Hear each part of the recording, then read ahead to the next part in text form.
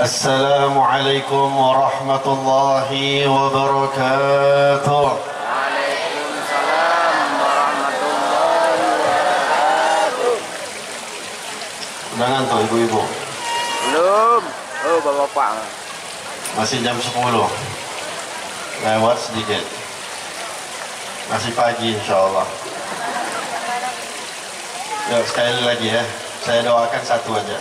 Yang nggak jawab salam, suaminya kawin lagi. Assalamualaikum warahmatullahi wabarakatuh.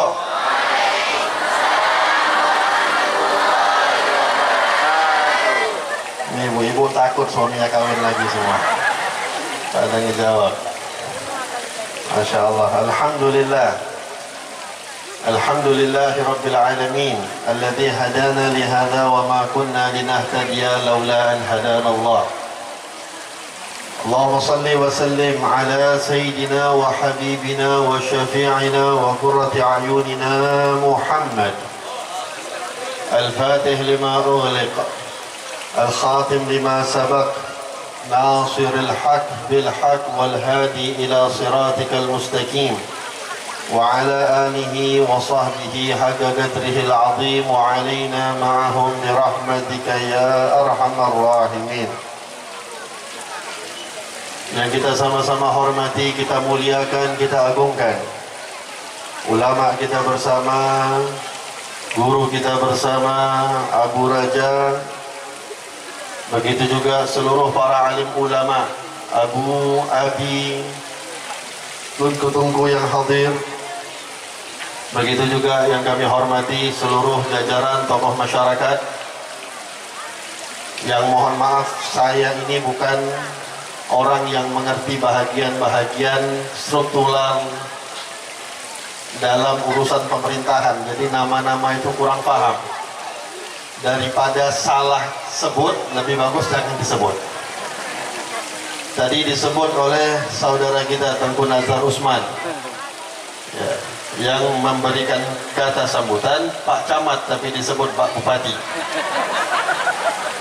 Mungkin ini doa secara langsung. Insya Allah mau jadi bupati Pak Presiden langsung Pak Camat.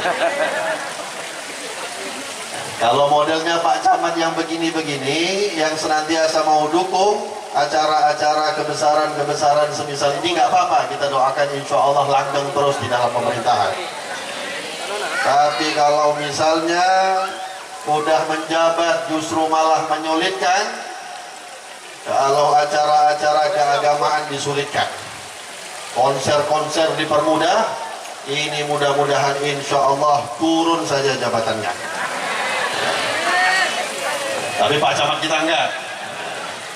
Pak Camat kita insya Allah mudah-mudahan Allah kasih istiqomah, Allah kasih kekuatan untuk beliau dan seluruh juga ya, seluruh tokoh-tokoh masyarakat. Tadi mendengar kita ada Bapak Kapolsek dan Ramil dan segala macamnya.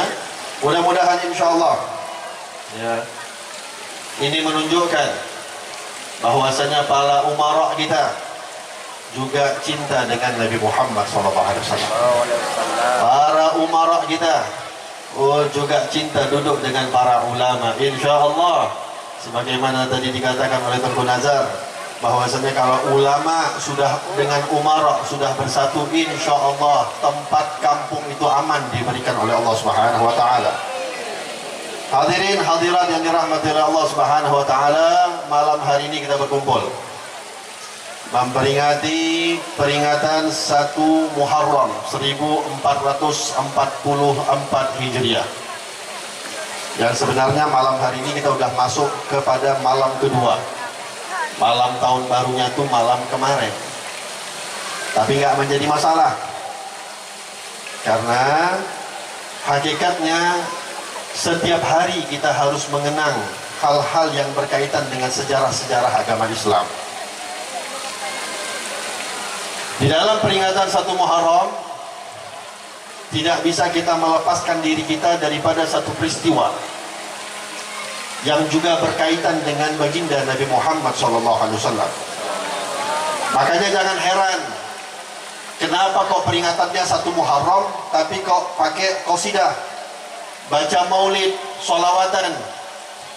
Karena memang peringatan malam hari ini nggak akan bisa lepas daripada kisahnya Rasulullah Sallallahu Alaihi Wasallam. Yang heran itu peringatan 1 Muharram tapi pakai konser. Yang harusnya kita heran itu peringatan 1 Muharram tapi pakai dangdutan. Kalau peringatan apapun, Isra Mi'raj, Nisfu Sya'ban, bentar lagi nih. Selain kita udah masuk di hari atau di bulan Muharram, kita peringati tahun baru Hijriyah, bentar lagi kita akan peringati hari Ashura dan juga hari-hari yang lain. Semuanya itu adalah hari yang berkaitan dengan Nabi Muhammad SAW. Kalau nggak ada kaitannya dengan Rasulullah, maka hari itu tidak akan menjadi mulia, hadirin. Oleh sebab itu 1 Muharram ini diperingati gak sama dengan cara kita memperingati 1 tahun baru 1 Januari. Gak sama. Orang kalau peringatan 1 Januari sibuk dengan maksiat, ya, mempersiapkan kembang-kembang api, mercon-mercon, petasan-petasan dilempar ke atas langit. Ditunggunya jam 00.00. Kakek-kakek udah tidur di rumah, jam 00.00 terkejut-kejut, bangun-bangun. Petasan nggak berhenti-berhenti. Kita serang itu langit, kita lempar itu api-api ke langit. Nggak kebayang saja, nggak kebayang saya kalau penduduk-penduduk langit juga pengen balas-balasan petasan sama kita. Cobalah pikir, hadirin, kita lempar api ke langit, sekali aja dibalas sama penduduk langit ke bumi. 1 api dari langit, selesai, benar meriah semuanya. Benar apa ya? Apa namanya ini? Hah? Murah meriah. Oh, murah mulia. Kirain murah meriah. Diskon atau apa itu? Kebayang kita coba dikutus dari langit 1 api saja, selesai kita semuanya. Karing aja lah yang gampang ya. Desa Karing ini hancur. Karing. Udah salah lagi. Makanya udah gak usah sebut-sebut dah. Kesalahan aja. Maklum, saya ini orang Lokspawe sebenarnya, ya. Cuma memang dari kecil kita ini termasuk kena korban konflik. Jadi eksodus, pindah ke kota Medan dari kecil. Jadi tadi Abu Raja pesan, Habib, kalau bisa titip selip-selip bahasa Aceh sedikit. Hanjut Abu.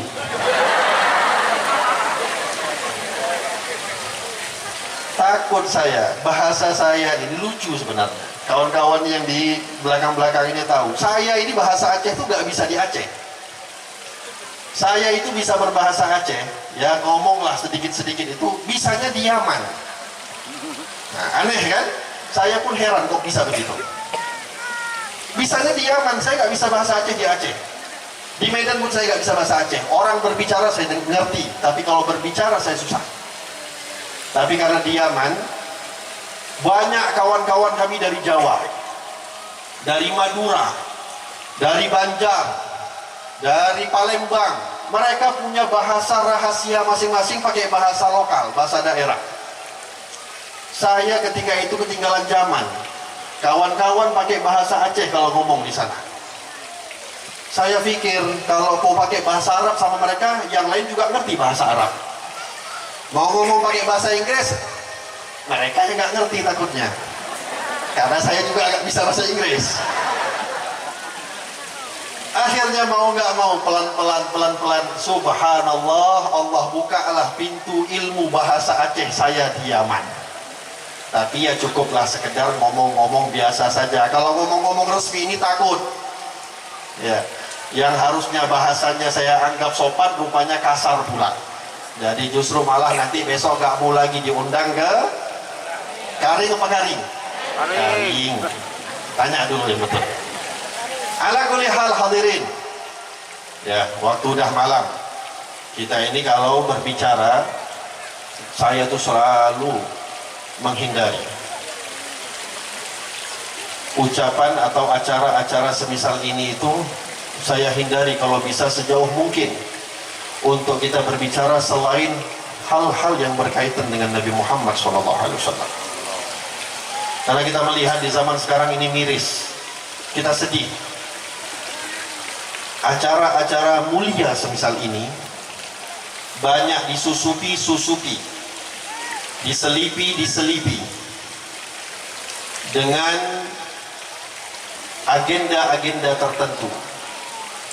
Ini sekarang bentar lagi udah akan mulai nih. Karena nggak lama lagi, 2 tahun lagi udah masuk 2024. Bakal banyak, sebentar lagi bakal banyak. Ya, orang-orang yang nggak pernah keluar dari rumah, yang nggak pernah nampak, tiba-tiba merasa menjadi orang yang paling berjasa di kampungnya. Sedekah kemana-mana, sembako dikirim kemana-mana. Tujuannya rupanya 2024. Masuk 2025, hilang lagi, masuk lagi dalam kamar. Kapan jumpa? 5 tahun kemudian. Makanya kalau yang begini-begini ada, ya, kalau yang datangnya pas lagi mau ada maunya, maka jangan dipilih. Tapi saya salut tadi Bapak Bupati yang sudah pensiun, sudah turun jabatannya, atau masih jadi bupati belum? Wakil bupati masih? Sudah enggak lagi. Kalau datang ketika menjadi wakil bupati, nggak heran. Tapi ketika sudah tidak menjabat, beliau mau hadir, itu orang Masya Allah. Mudah-mudahan terpilih lagi insya Allah. Kalau ada niat, kalau nggak ada niat nggak apa-apa. Kasih Pak Camat aja. Hadirin, 1 Muharram ini adalah kita mengenang bagaimana peristiwa hijrahnya Nabi Muhammad SAW. Walaupun sebenarnya kalau kita melihat sejarah itu mengatakan Rasulullah itu bukan hijrah dari kota Mekah menuju kota Madinah di bulan Dzulhijjah atau di bulan Muharram, bukan. Nabi itu hijrahnya keluar dari Mekah itu tanggal 28 Safar. Tahu Bu, bulan Safar? Itulah dia pokoknya. Tapi kalau bulan Januari kita hafal, bulan Februari kita hafal. Disuruh urutkan dari Januari sampai Desember, nggak ada satupun di antara kita yang tidak hafal. Coba kita urutkan, minta tolong sekarang. Ayo kita urutkan dalam hati-hati kita masing-masing. Dari bulan Muharram sampai bulan Dzulhijjah. Apa ya? Muharram, Safar, Jumadil Akhir, Sya'ban, Ramadan. Oh bukan, Masya Allah ibu-ibu kita ini. Ini ibu-ibu Yamaha selalu di depan.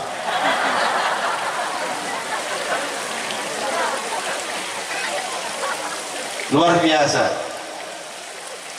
Ini patut dicontoh. Di zaman sekarang Masya Allah, kita ini udah perhatiannya besar kepada hal-hal yang berkaitan dengan orang-orang kafir. Tapi simbol-simbol Islam kita lupakan. Hari-hari ini coba kita tanya pada diri kita masing-masing. Kalau kita tanya tanggal berapa kita ulang tahun, mengikuti bulan Masehi, semuanya pasti hafal. Tapi ada yang tahu nggak tanggal berapa ulang tahunnya menurut tanggalan Hijriah? Nah, ibu-ibunya nggak jadi Yamaha lagi, mundur semuanya. Siapa yang tahu tanggal berapa lahirnya kita di tahun Hijriahnya kita? Ini saya kasih bocoran sedikit. Bukan ada tujuan apapun, tapi kebetulan hari ini adalah hari ulang tahun saya. Kalau ngikut Hijriah bukan masa, saya itu kebetulan lahirnya tanggal 2 Muharram. Enggak, saya nggak minta kado, nggak minta kue, jangan pikir, jangan takut demi ini minta kado. Ya nggak apa-apa, kalau ada juga nggak nolak. Ala kulli hal, hadirin hadirat yang dirahmati oleh Allah Subhanahu wa taala. Kalau kita melihat sejarah, Nabi itu Safar. Bulan Safar itu adalah bulan setelah bulan Muharram. Dan itu di penghujung bulan Safar Nabi keluar dari kota Mekah. Tanggal 28 Safar Nabi keluar dalam satu riwayat. Dan Nabi sampai menginjakkan kaki beliau di kota Madinah itu tepat pada tanggal 12 Rabiul Awal. Jadi kurang lebih perjalanan Nabi 2 minggu. 2 minggu perjalanan Nabi Muhammad SAW. Makanya 12 Rabiul Awal itu adalah peringatan segala-galanya. Maulid Nabi, hari lahirnya Rasulullah tanggal 12 Rabiul Awal. Hijrahnya Nabi sampai ke kota Madinah tanggal 12 Rabiul Awal. Wafatnya Nabi Muhammad juga tanggal 12 Rabiul Awal. Jadi itu sebenarnya kalau kita memperingati Maulid Nabi, di situ kita peringati juga hari hijrahnya Nabi, di situ kita peringati juga haulnya Nabi Muhammad SAW. Lalu kenapa kok Muharram diidentikan dengan hijrahnya Rasulullah? Ternyata demi ternyata hadirin, dikarenakan rupanya tanggal tahun 1 Hijriah itu ditetapkan menjadi tanggal pertama atau tahun pertama, rupanya bukan Nabi Muhammad yang menetapkan. Akan tetapi Khalifah Sayyidina Umar ibn al-Khattab, Khalifah Nabi Muhammad setelah Sayyidina Abu Bakar As-Siddiq. Singkat cerita, kalau saya cerita mungkin udah sampai jam 11 baru selesai cerita itu aja. Singkat cerita, Sayyidina Umar ketika itu menjadi khalifah, Islam Masya Allah tersebar luas. Irak masuk Islam, Persia jadi Islam, Syam jadi Islam, Baitul Maqdis jadi Islam, Mesir jadi Islam. Rata-rata kebanyakan di masa khalifahnya Sayyidina Umar ibn al-Khattab. Walhasil, singkat cerita lagi, sulitnya Sayyidina Umar ketika itu banyak surat menyurat yang masuk. Keliru Sayyidina Umar, yang mana antara 2 surat yang masuk, karena kedua surat ini tidak ada tanggalnya. Akhirnya mereka berembuklah. Ketika mereka berembuk, ditetapkanlah menjadi patokan yang dianggap sebagai tahun pertama, tahun Hijriah adalah peristiwa hijrahnya Nabi. Ketika itu ada sahabat yang kasih usul, bagaimana kalau tahun pertama itu kita letakkan sesuai dengan tahun lahirnya Nabi. Ada yang mengatakan tahun Isra Mi'rajnya Nabi, ada yang mengatakan tahun ketika Nabi diangkat menjadi Rasul. Tetapi banyak sahabat yang sepakat untuk diangkat sebagai tahun pertama Hijriah adalah peristiwa hijrahnya Nabi Muhammad SAW dari kota Makkah menuju kota Madinah, karena seakan-akan menunjukkan hijrahnya Nabi SAW dari Makkah menuju kota Madinah ini adalah titik awal daripada kebangkitan agama Islam. Bapak Ibu, 13 tahun Rasulullah berada di Makkah. 13 tahun. Tidak mudah hidup Nabi Muhammad. Orang-orang yang beriman dengan Nabi Muhammad juga hidupnya tidak mudah. Selama 6 tahun pertama Rasulullah diangkat menjadi Nabi, yang beriman itu cuma 40 orang saja. Orang yang terakhir di antara 40 ini adalah Sayyidina Umar ibn al-Khattab. Sebelum hijrah Nabi, yang beriman dari kalangan sahabat tidak lebih daripada 70 orang saja selama 13 tahun Rasulullah berdakwah di kota Makkah. Coba bayangkan, kalau saya buka majelis taklim 13 tahun, yang datang cuma 70 orang, tahun ke-14 sudah tutup itu majelis taklim, nggak lanjut lagi. Kecewa kita, berpuluh 11 tahun buat majelis tapi yang datang sedikit. Tapi Nabi Muhammad tidak demikian. Rasulullah SAW tetap berdakwah sampai pada puncaknya. Rasulullah diperintahkan oleh Allah Subhanahu wa taala untuk hijrah ke kota Madinah. Padahal Nabi belum mau untuk hijrah ke kota Madinah. Walaupun selama 13 tahun Rasulullah itu disiksa di kota Mekah, hadirin, tidak ada satu hari yang dilalui oleh Nabi Muhammad di Mekah kecuali Rasulullah mendapatkan siksaan daripada orang-orang kafir Quraisy. Tidak hanya Nabi, keluarga Nabi juga disiksa. Sahabat-sahabat Nabi juga kena siksaan. Jadi hidup Nabi di Mekah itu berat. Setiap hari Rasulullah kalau keluar dari rumah itu pakai baju putih bersih. Masya Allah, rapi Rasulullah itu. Tapi hadirin, kalau udah pulang Nabi Muhammad, bajunya udah nggak warna putih lagi, ada warna coklatnya. Nggak sedikit ada warna merahnya. Bukan Nabi Muhammad ganti baju, tapi Nabi setiap keluar dari rumahnya beliau dilempar pakai batu, dilempar pakai tanah, sampai berdarah-darah Nabi Muhammad memerah bajunya Rasulullah Sallallahu Alaihi Wasallam. 13 tahun. Sahabat Nabi juga kena siksa demi siksaan ketika berada di kota Makkah. Ada satu keluarga disebut dengan keluarga Yasir. Yasir sebagai suami punya istri namanya Sumayyah. Sumayyah punya anak namanya Ammar ibn Yasir. Ini 3 orang ini ditangkap oleh orang-orang kafir Quraisy. Ketika ditangkap, Yasir diikat tangannya seperti orang sedang disalib. Sumayyah juga istrinya diikat tangannya kayak orang sedang disalib. Anaknya pun Ammar bin Yasir sama, diikat tangannya kayak orang sedang disalib.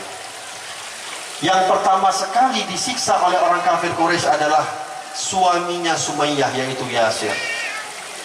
Apa yang dilakukan hadirin? Ini mereka bertiga diikat saling berhadap-hadapan. Orang kafir mengambil pisau, disayat kulitnya Yasir satu persatu. Sampailah menjerit Yasir didengar langsung oleh istrinya, didengar langsung oleh anaknya. Sampai tidak kuat lagi Yasir, dibunuhlah dengan orang-orang kafir Quraisy. Selesai Yasir dibunuh, gantian Sumayyah yang dibunuh. Tujuannya apa mereka menyiksa? Supaya mereka ini keluar daripada agamanya Nabi Muhammad SAW. Tahu apa yang dilakukan oleh orang kafir kepada Sumayyah, istrinya Yasir? Waduh, kalau saya cerita gak kebayang. Itu orang-orang kafir. Tahu tombak runcing? Itu kan tombaknya dari besi. Besi tombak itu dipanaskan oleh orang-orang kafir di atas api sampai memerah besi tombak tersebut. Mohon maaf, itu besi dimasukkan melalui kemaluannya Sumayyah sampai tembus kepada kepalanya Sumayyah. Ini anak masih melihat nih, Ammar bin Yasir masih melihat. Ammar ketika itu masih muda hadirin, melihat ibunya disiksa demikian sampai meninggal, sampai dikatakan Sumayyah ini adalah perempuan pertama yang mati syahid di dalam jalannya Allah Subhanahu wa Ta'ala. Besok-besok ibu kalau punya anak, kalau ibu-ibu ini yang punya cucu, saya sarankan kasih nama anaknya Sumayyah, jangan Laudia.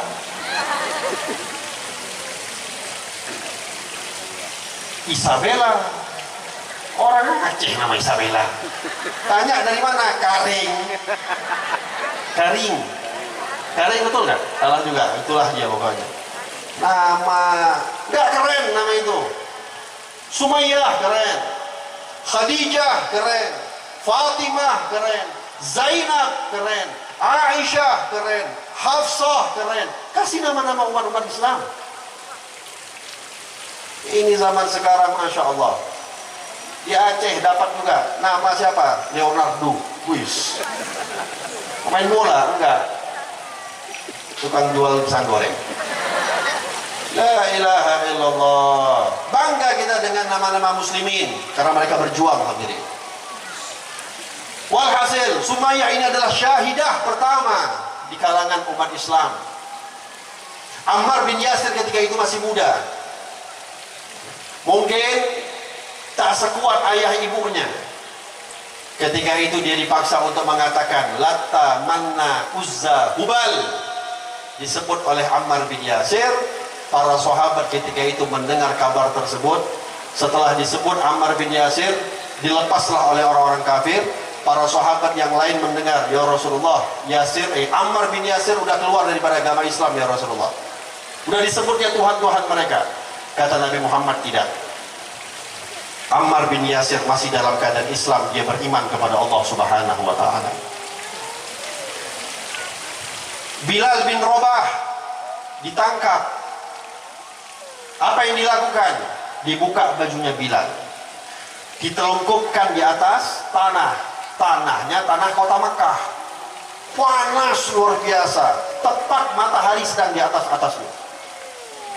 Apa yang dilakukan oleh orang kafir? Diambil batu besar, diletakkan di atas tanahnya Bilal, di atas badannya Bilal.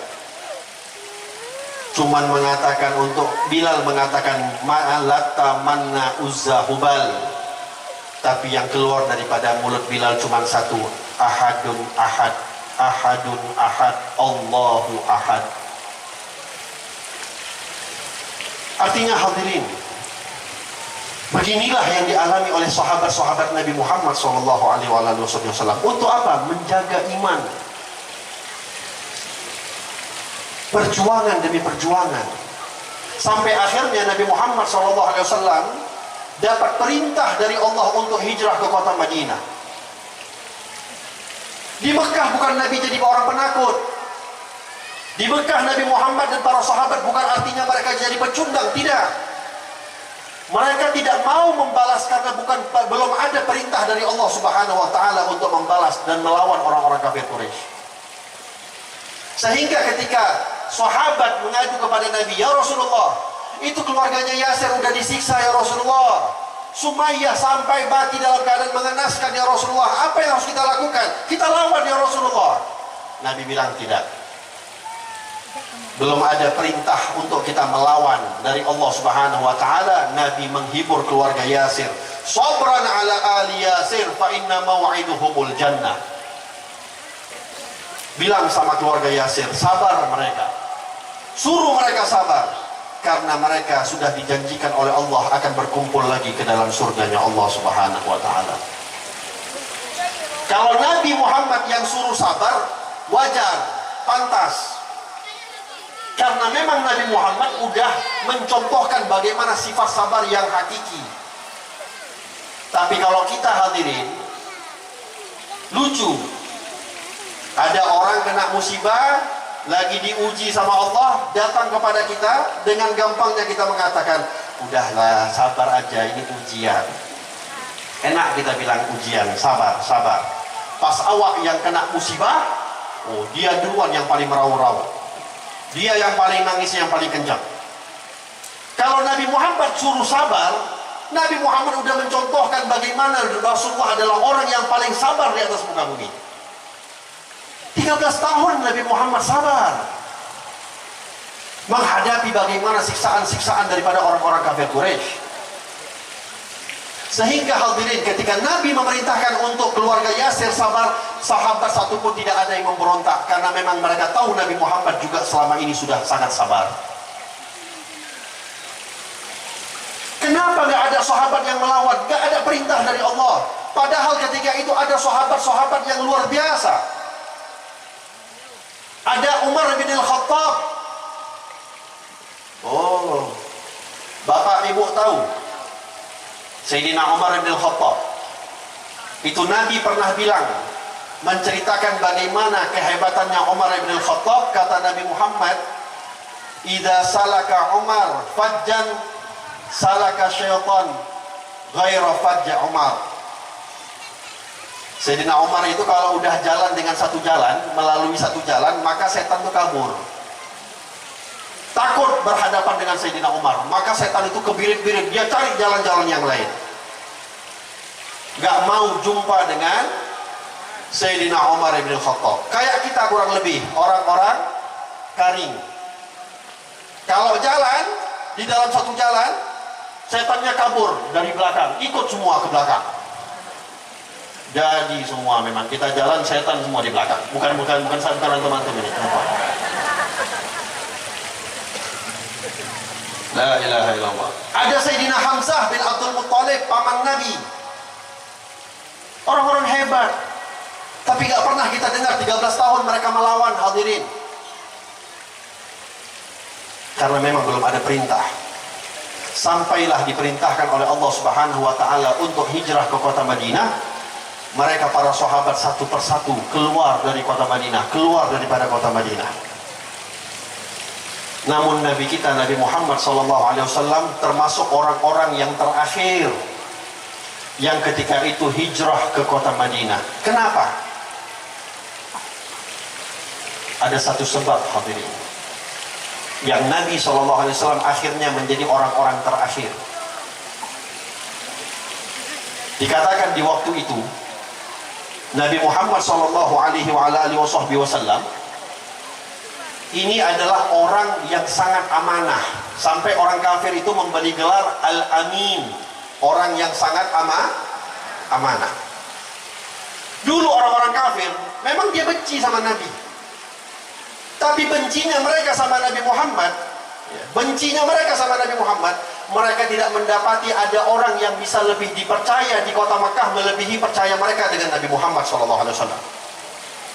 Sebenci-bencinya mereka dengan Nabi Muhammad, mereka punya harta, mereka punya uang, mereka titipnya sama Nabi Muhammad, hadirin. Kenapa? Kalau mereka tahu letak di rumahnya, mereka takut istrinya curi, mereka takut anaknya ambil. Sama anak istrinya mereka nggak percaya, mereka lebih percaya dengan Nabi Muhammad SAW.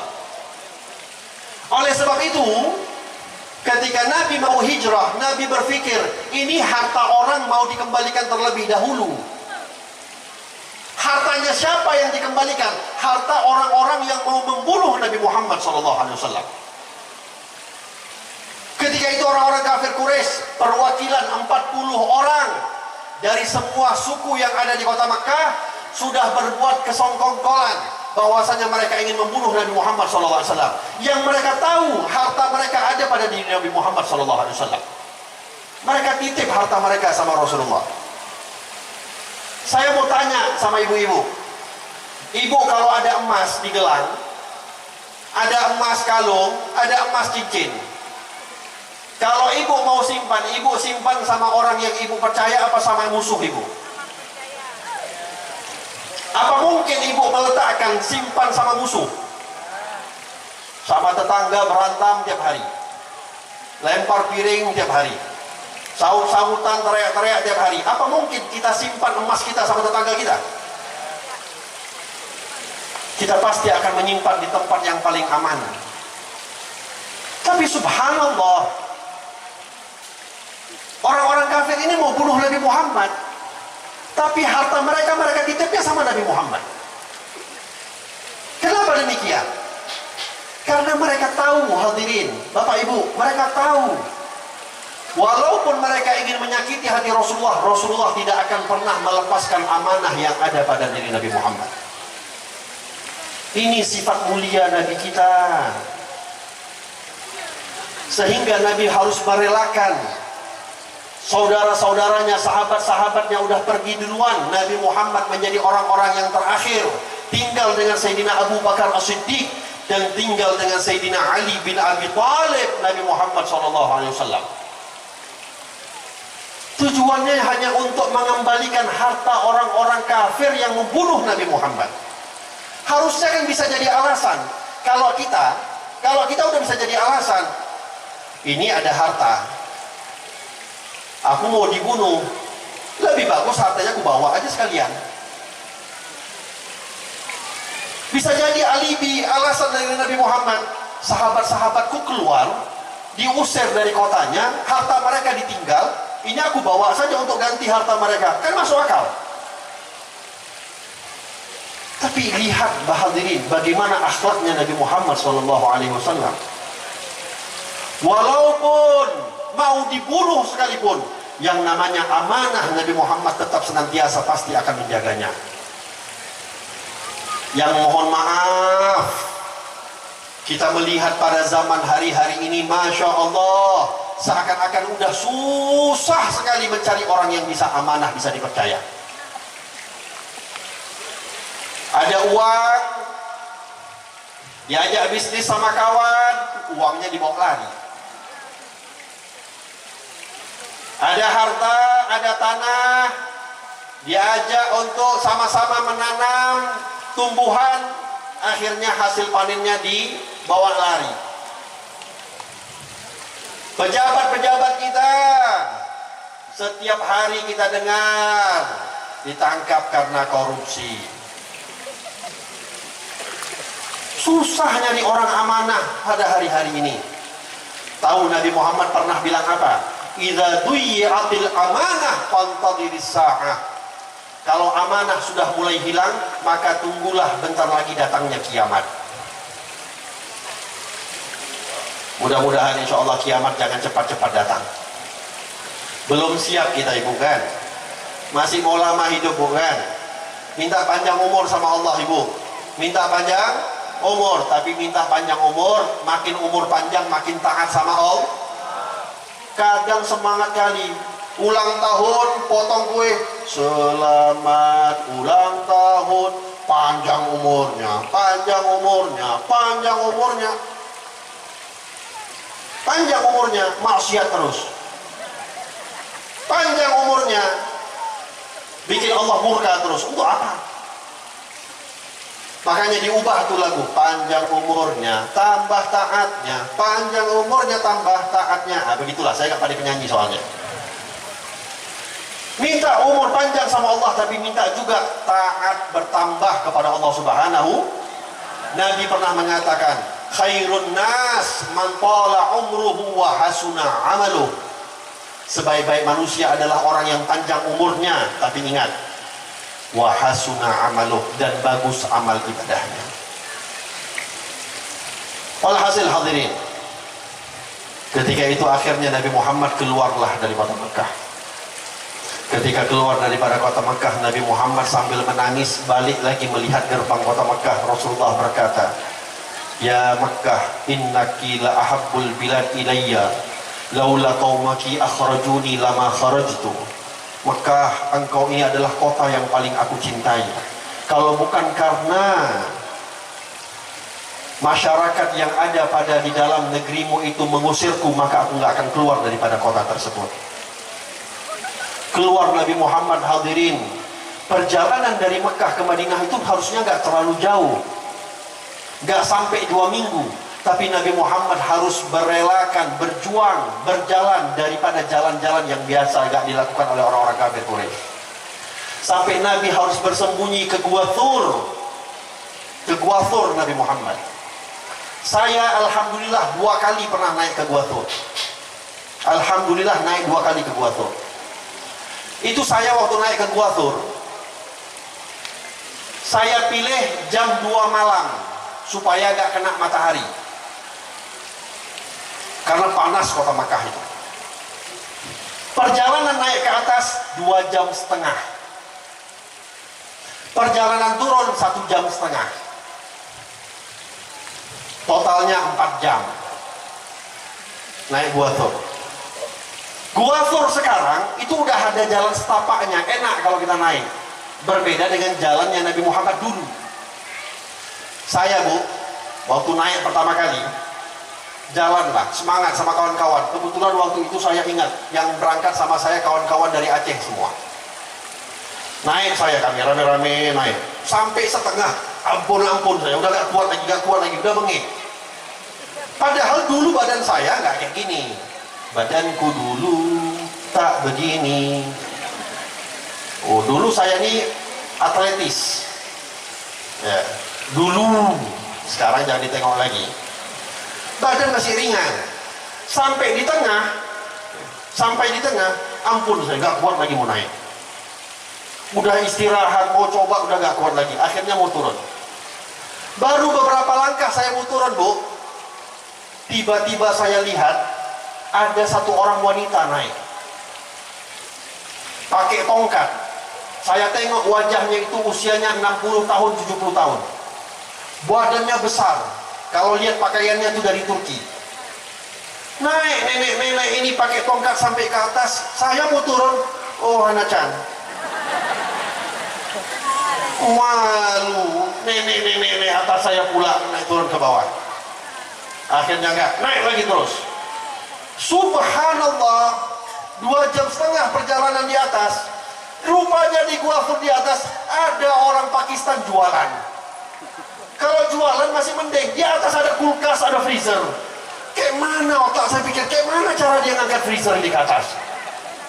Saya tanya, kamu tinggal di atas? Enggak, tiap hari naik turun. Luar biasa. Padahal saya sama kawan-kawan waktu itu bilang, ini kayaknya pertama dan terakhir. Alhamdulillah sampai ke Gua Thur, melihat bagaimana gua yang kecil. Di situ Nabi kita Nabi Muhammad dengan Sayyidina Abu Bakar berduaan, berada di dalam, bersembunyi daripada kejaran orang-orang kafir.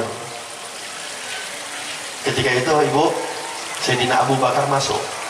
Sebelum Nabi Muhammad masuk, Sayyidina Abu Bakar bilang, ya Rasulullah, biar aku masuk dulu. Aku mau memeriksa apakah ada binatang-binatang buas atau binatang-binatang yang membahayakan yang ada di dalam ini. Masuk Sayyidina Abu Bakar As-Siddiq, ditengok banyak lubang-lubang binatang, lubang-lubang ular ketika itu. Akhirnya diambillah, dikoyaknya baju Sayyidina Abu Bakar satu persatu, ditambal itu lubang-lubang. Sampai tersisa satu lubang, bajunya Sayyidina Abu Bakar udah nggak ada lagi, semuanya udah habis, tinggal untuk menutup aurat saja.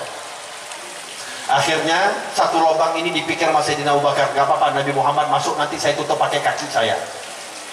Masuk Rasulullah, dipersilahkan sama Sayyidina Abu Bakar. Capek Nabi Bu, capek. Nabi itu capek, dikejar-kejar berhari-hari.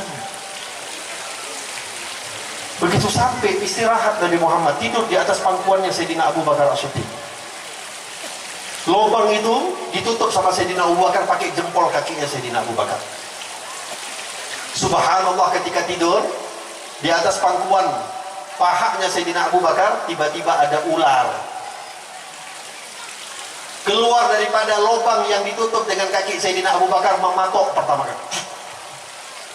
Ini bukan ular-ular sawah, bukan cuma ular-ular biasa, ini ular gurun pasir. Sekali matok, mati orang. Dipatok, masih bertahan Sayyidina Abu Bakar. Dipatok kedua kali, gak kuat Sayyidina Abu Bakar, tapi masih bertahan. Namun tidak sengaja air mata keluar daripada pipi beliau. Tak sengaja air mata tersebut jatuh kepada pipi Nabi Muhammad SAW. Melihat pipi Nabi Muhammad terkena air, terbangun Rasulullah. Melihat Sayyidina Abu Bakar sudah menangis, gak mau membangunkan Nabi Muhammad, tapi gak sengaja air mata udah sakit kali sampai keluar. Ditanya sama Rasulullah, kenapa Abu Bakar? Gak apa-apa ya Rasulullah, kakiku sedang kayaknya dipatok sama ular. Itu saya punya guru Al-Habib Umar bin Hafid, ketika cerita ini beliau bilang, sebenarnya yang salah bukan ularnya, yang salah Sayyidina Abu Bakar. Yang salah bukan ular, yang salah Abu Bakar. Kenapa? Ini kesempatan emas. Nabi Muhammad ngasar ke Gua Thur. Binatang-binatang yang ada di Gua Thur, kapan lagi bisa berjumpa dengan Rasulullah? Jadi dia patok itu kakinya Sayyidina Abu Bakar bukan untuk menyerang Abu Bakar, bukan menyerang Nabi Muhammad. Ular itu cuma ingin menampakkan wajahnya, mau lihat mandang wajah Rasulullah. Pengen ular itu melihat keindahan wajah Nabi Muhammad. Kapan lagi Rasulullah mau ke Gua Thur? Tapi karena dihalang sama kaki Sayyidina Abu Bakar, sekali dipatok nggak mau, kedua kali biar lepas. Akhirnya karena memang disunnahkan kita, dan lihat ya, ular itu udah lihat wajah Nabi, dia nggak bunuh Nabi, dia nggak serang, seakan-akan cuma diam saja terpana melihat Nabi Muhammad. Dan karena memang sunnah kita kalau jumpa sama ular itu sunnahnya dibunuh, ditangkap sama Nabi, akhirnya ular itu dibunuh oleh Rasulullah SAW. Kaki Sayyidina Abu Bakar yang udah dipatok diambillah ludahnya Nabi Muhammad, diletakkan di kakinya Rasul Sayyidina Abu Bakar, langsung hilang semua sakitnya Sayyidina Abu Bakar Siddiq. Berat perjuangan mereka hadirin, sampai Rasulullah akhirnya pergi ke kota Madinah. Bangga, senang orang-orang Madinah menyambut Nabi, pakai rebana-rebana, menyambut dengan Tala'al badru alaina, disambut semua kedatangannya Nabi Muhammad SAW. Jadi jangan kita menganggap seakan-akan hijrahnya Nabi itu kayak Nabi pindah rumah. Jangan seakan-akan kita menganggap hijrahnya Nabi itu kayak Nabi cuma pindah dinas dari kota ini ke kota itu, atau cuma pindah rumah sewa. Bukan. Hijrah Nabi perjuangan, nyawa dikorbankan, harta dikorbankan, segala-galanya dikorbankan oleh Rasulullah. Para sahabat juga demikian. Apa tujuannya Nabi SAW hadirin? Sampai Nabi harus berkorban demikian. Tujuannya supaya kita ini, orang-orang di zaman ini khususnya, kalau sholat itu nggak ada lagi dikejar-kejar oleh orang-orang kafir. Supaya kita nih umat-umat Nabi Muhammad, kalau ibadah nggak sampai harus diganggu oleh orang-orang kafir. Supaya kita tenang beribadah. Alhamdulillah. Siapa yang berani melarang kita untuk sholat? Ada yang berani melarang kita sholat di masjid sekarang? Nggak ada. Kita mau puasa, kita mau taraweh, kita mau tadarus, nggak ada yang berani melarang. Ini semua karena perjuangannya Nabi Muhammad dan para sahabatnya Nabi Muhammad. Ayo, cobalah kita berandai-andai. Anggaplah kalau Nabi Muhammad sekarang hidup bersama kita. Anggaplah Rasulullah ini sekarang ada di tengah-tengah kita. Saya yakin hadirin, Bu, kalau Nabi Muhammad ada di hari ini, pada hidup dengan kita, bersampingan dengan kita, melihat kita senang Rasulullah, melihat apa yang kita lakukan pada malam hari ini, tersenyum Nabi Muhammad, pasti. Melihat bagaimana semangatnya ibu-ibu melantunkan sholawat, semangatnya anak-anak melantunkan sholawat, semangatnya bapak-bapak juga melantunkan sholawat, senang Nabi Muhammad. Tapi coba kita renungkan, kalau hari ini Nabi Muhammad melihat saudara-saudara kita yang di luar, melihat bagaimana umat Nabi Muhammad bermaksiat, melihat bagaimana umat Nabi Muhammad, na'udzubillah min dzalik, hari-hari ini kita melihat narkoba merajalela di mana-mana, perzinahan merajalela di mana-mana, perjudian merajalela di mana-mana. Terlebih sekarang nih yang lagi viral. Yang lagi viral nih sekarang. Barusan saya baca berita, rupanya ternyata udah mulai ada umat Nabi Muhammad di Aceh, di Biren, lenggak-lenggok di tengah jalan fashion show. SCBD Samalanga, C-nya apa jadi calon, Jaloa, calo, B-nya Biren, D-nya Darul Aman. Lenggak-lenggok fashion show di tengah jalan. Ini sekarang masih pakai baju muslim. Tunggu bentar lagi, kalau nggak kejadian sebagaimana yang ada di Jakarta sana. Perempuan pakai baju laki-laki, laki-laki bergaya perempuan. Lenggak-lenggok di tengah jalan, tak ada lagi malu. Yang kalau kita tanya agama mereka, pasti mereka mengatakan kebanyakan mereka adalah agamanya Islam. Coba kita bayangkan, kalau Rasulullah hadir malam hari ini, Rasulullah tersenyum. Tapi coba tengok kalau Rasulullah keluar, melihat bagaimana keadaan umat muslimin di luar. Melihat bagaimana umat muslimin sekarang, Masya Allah, judi dihalal-halalkan dengan alasan game, dengan dalih sedekah. Judi dihalalkan, Beberapa kali saya katakan di mana-mana, ibu, saya seumur hidup gak pernah saya melihat ada orang pakai sabu di masjid, gak pernah. Mungkin nyabu di luar, habis itu masuk ke masjid, ada mungkin. Tapi saya belum pernah masuk masjid dia pakai sabu, saya belum pernah lihat. Ataulah mungkin berganja di masjid, saya belum pernah lihat. Tapi saya sekarang hari-hari ini melihat, ada apa itu? Ular. Oke, kirain ular. Mana tahu mau lihat ada siapanya di situ. Cuma penasaran aja itu, jangan takut. Tapi hari-hari ini coba kita lihat. Maaf ya, maaf. Berapa kali saya jumpai di masjid-masjid orang Islam megang handphone sambil mereng, tekan-tekan skater, berjudi di dalam masjid. Itu judi. Oke lah kalau belum kita keluarkan uang itu masih dianggap permainan. Tapi kalau udah kita keluarkan uang sekali saja itu udah judi. Hadirin, kok di zaman kita merasakan itu semua? Zaman dulu, gak usahlah kita jauh-jauh. Mungkin zaman bapak kita, zaman kakek-kakek kita.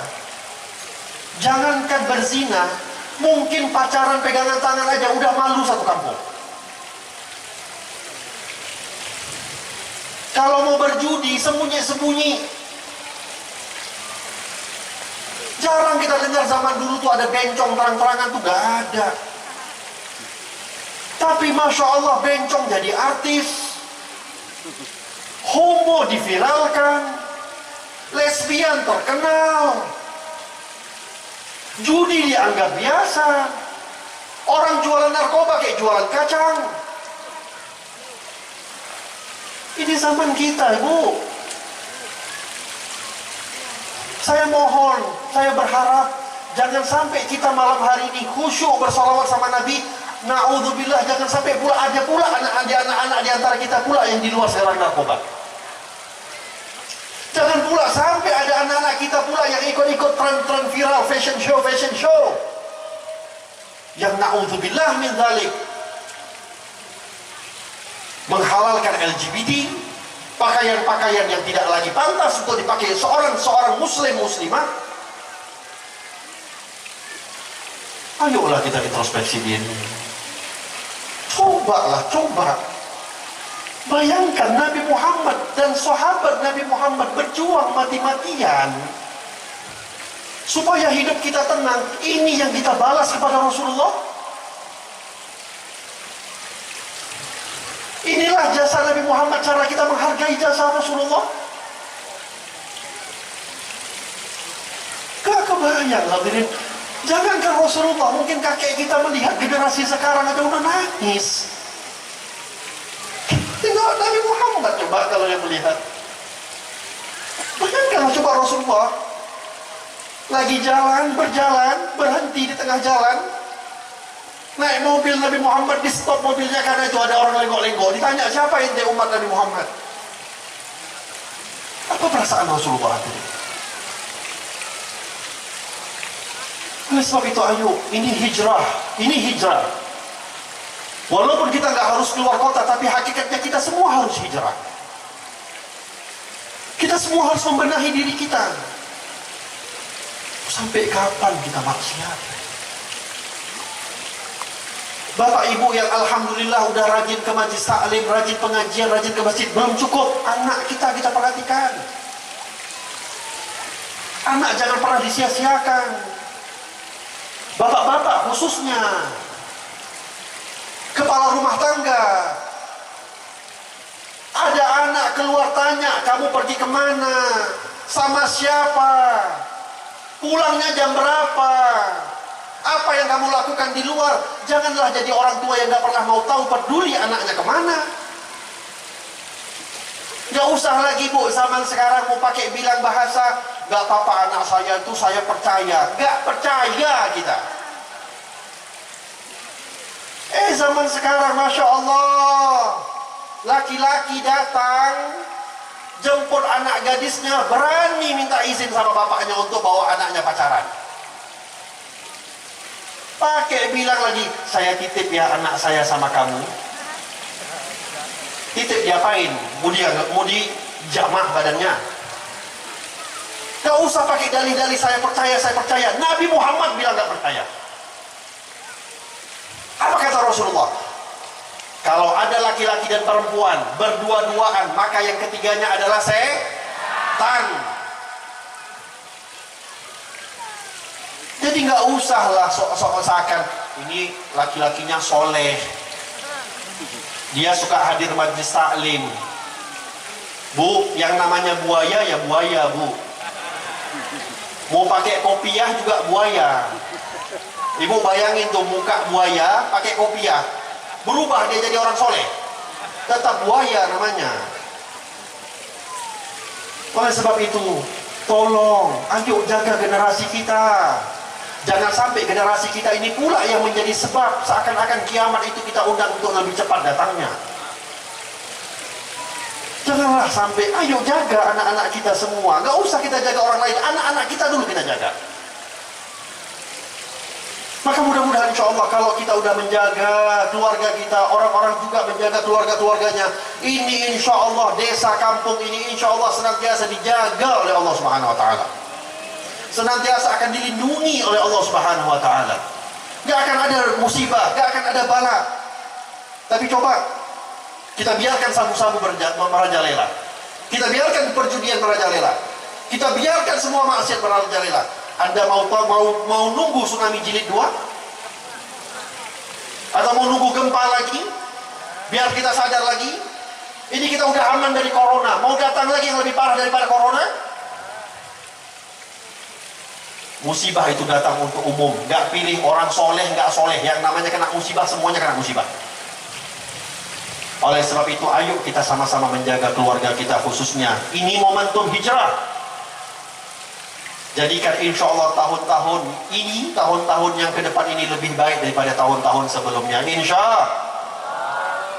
Paling tidak jaga keluarga kita, jaga anak kita. Insya Allah semuanya dijaga oleh Allah Subhanahu Wa Ta'ala. Mudah-mudahan insya Allah Allah Subhanahu Wa Ta'ala senantiasa merahmati kita. Insya Allah Allah senantiasa memberkahi kita. Insya Allah. Kita memohon kepada Allah Subhanahu Wa Ta'ala, kita bermunajat kepada Allah Subhanahu Wa Ta'ala, kita mengangkat tangan kita kepada Allah.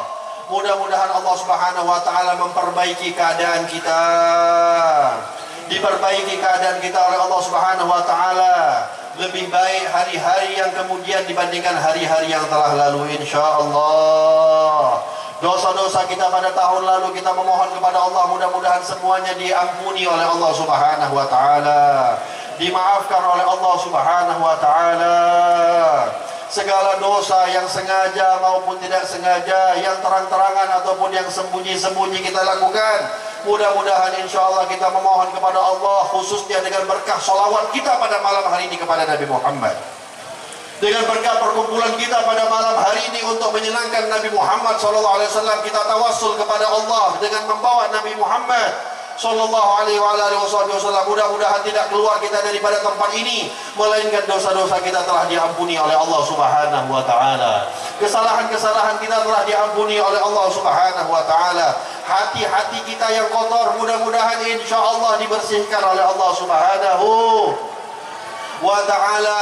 Orang-orang yang di dalam hatinya masih memiliki sifat dendam, masih memiliki iri hati, masih memiliki sifat dengki, masih suka fitnah orang, masih suka gosipin orang, hatinya kotor, mudah-mudahan dibersihkan oleh Allah Subhanahu Wa Ta'ala, sehingga ketika kita menghadap kepada Allah, kita menjadi orang-orang yang dikatakan oleh Allah, yaumul la yanfa'u malun wala banun illa man atallaha biqalbin salim.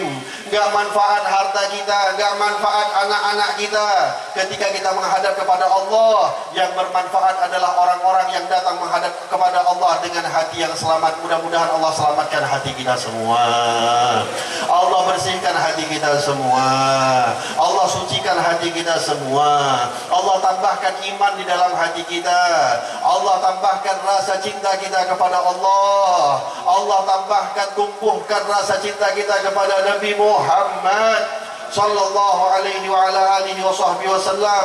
Hati yang mencintai Nabi Muhammad insyaallah di akhirat akan dibangkitkan kepada bersama Nabi Muhammad sallallahu alaihi wa ala alihi wa sahbihi wasallam. Mudah-mudahan insyaallah kita semua mati dalam keadaan husnul khatimah. Yang sakit Allah angkat penyakitnya, yang punya hutang Allah lunaskan hutangnya, yang jauh rezekinya Allah mudahkan rezekinya, yang masih haram rezekinya dihalalkan oleh Allah, yang masih syubhat rezekinya diberkahi oleh Allah, yang punya hajat mudah-mudahan dikabulkan semua hajat-hajatnya insyaallah, baik hajat dunia ataupun hajat akhirat. Hajat dunia kita mohhon kepada Allah mudah-mudahan dimudahkan oleh Allah Subhanahu wa taala. Hajat akhirat kita mudah-mudahan dibarengi dengan ampunan dari Allah Subhanahu wa taala. Amin. Amin ya rabbal alamin. Mudah-mudahan hari ini dan hari-hari seterusnya Allah senantiasa mengokohkan iman di dalam hati kita, menguatkan iman yang ada di dalam hati kita, tidak dikeluarkan oleh Allah, tidak dicabut iman tersebut di dalam hati kita, sehingga kita mati dalam keadaan beriman kepada Allah. Allah mudahkan lisan kita untuk mengucapkan kalimat la ilaha illallah. Di akhir hayat kita mudah untuk kita mengucap kalimat la ilaha illallah. Dengan kalimat la ilaha illallah kita dihidupkan oleh Allah. Dengan kalimat la ilaha illallah kita dimatikan oleh Allah. Dengan kalimat la ilaha illallah Allah mengampuni dosa-dosa orang-orang yang mengucapkan kalimat la ilaha illallah. Dengan mudah-mudahan insyaallah kita dibangkitkan bersama orang-orang yang mengucapkan kalimat la ilaha illallah Muhammadur Rasulullah sallallahu alaihi wa ala alihi wa sahbihi wasallam.